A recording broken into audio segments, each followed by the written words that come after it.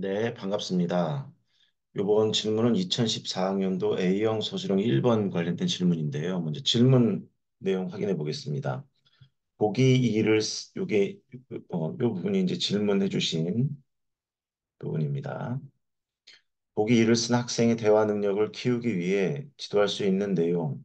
요 그러니까 본 문제에서 요 부분이죠. 네, 요 부분에 대한 질문입니다. 이는 학생의 문제를 도출한 측면의 의견이 갈려 질문드립니다. 어떤 분은 관심사가 한정되어 있고 자신에 대해 부적절한 표현을 많이 한 부분의 문제를 도출한 반면 어떤 분은 전체 맥락을 보고 나는 어느 정도 수준을 드러내야 하는지에 초점을 맞추어 개인적 자아와 사회적 자아로 답변하신 분도 있습니다. 그래서 어떻게 답변하는 게 적절할지 궁금합니다. 결론적으로 말씀드리면 지금 요게 이제 첫 번째 부분이고 자신에 대해 부적절한 표현을 많이 하는 부분의 문제를 도출했고 두 번째는 이제 어느 정도 수준으로 그 수준에 맞춰서 지도를 해야 한다. 그래서 두 가지 내용이 나왔는데요. 결론적으로 말씀드리면 두 가지가 다 맞습니다. 이제 왜 그런지를 설명을 한번 드려보겠습니다. 간단하게. 이 문제를 보면 학부가 작문 과목을 담당하고 있는 교사가 자기 표현과 사회적 상호작용이라는 내용으로 수업을 하였다. 보기 1은 자아 개념을 설명한 후 학습 활동에 활용한 과제이고 보기 2는 학생이 쓴 글의 일부이다. 보기 1과 2를 활용해. 이 발문도 되게 중요한데요. 보기 1과 보기 2를 반드시 활용해야 한다. 그래서 자아 개념의 의미, 그 다음에 특징을 설명하고, 그 다음에 여기도 표현도 중요해요. 이를 토대로라고 말하고 있습니다. 이를 토대로. 다 연결돼 있다는 거죠.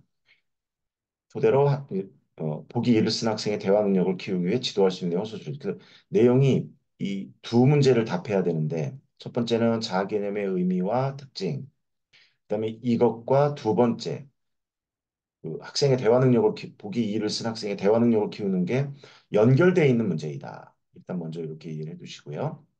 학습 목표를 보면 대화 방식에 영향을 끼치는 자아를 인식하고 관계 형성에 적절한 방식으로 자기를 표현할 수 있다.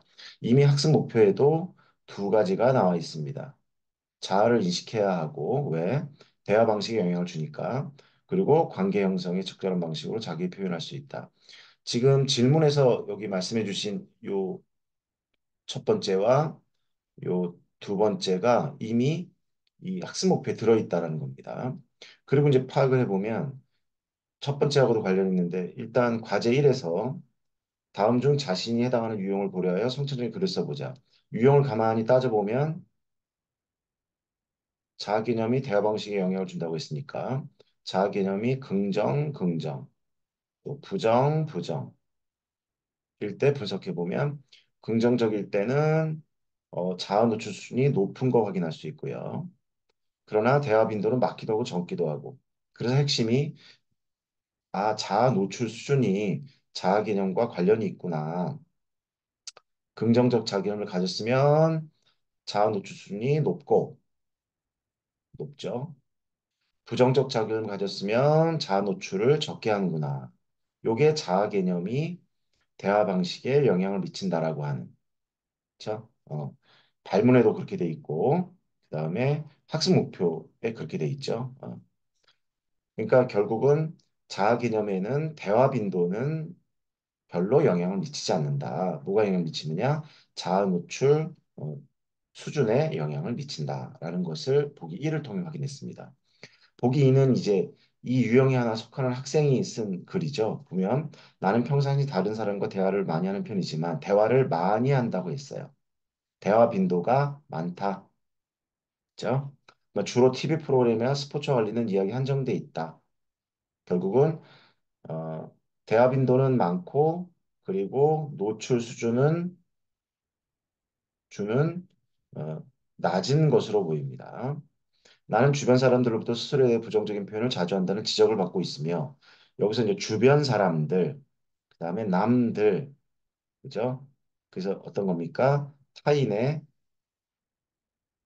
평가를 이야기하는데 이 부정적인 평가를 받고 있다는 거죠. 그래서 더 깊이 있는 대화를 피하게 된다. 자기 노출을 더 안 하게 된다는 거죠. 여기까지가. 선생님께서는 다른 사람과 소통하기 위해서는 나를 드러내야 한다고 하셨는데 나는 어느 정도 수준으로 무엇을 드러낼지 모르겠다라고 말하고 있습니다. 다시 말하면 보기 2의 이 학생은 대화의 빈도는 많은데 자아 수준은 낮고 부정적 자아 느낌을 가진 유형 2의 학생으로 보입니다. 그죠? 유형이 즉 부정적 자아 개념을 가지고 있는 친구, 부정적 자아 개념, 그다음에 노출 수준 낮음. 결과적으로 이 친구를 지도한다는 것, 두 번째 문제였죠. 이를 토대로 보기, 이를 쓴 학생의 대화 능력을 키우기 위해 지도. 여기서 이제 답이 나왔죠. 부정적 자아 개념을 교정해서 이제 부정적 자아 개념을 일단 인식시켜줘야 되겠죠. 자신이 부정적 자아 개념을 갖고 있다는 걸 선생님은 알려주고, 그리고 이런 인식을 긍정적으로 바꿀 수 있도록, 긍정적으로 바꿀 수 있도록 도와주어야 합니다. 이게 첫 번째가 되겠죠. 부정적 자아 개념을 인식시켜주고 이제 긍정 자아 개념을 가질 수 있도록 도와주고 두 번째는 노출 수준이 낮기 때문에 일단은 이렇게 바꿔준 다음에 먼저 선생님이 이게 지도했던 것처럼 말씀하셨던 것처럼 말씀하셨던 것처럼 사회적 그죠? 이런 자아를 먼저 그 다음에 개인적 자아를 노출할 수 있도록 이게 두 가지예요. 부정적인 인식시켜서 시키고 긍정 자음을 갖추도록 도와주고 그리고 사회적 자아를 먼저 노출하고 차차 개인적 자아를 노출하면 그렇게 지도하면 어, 적절한 지도라고 볼 수 있겠습니다.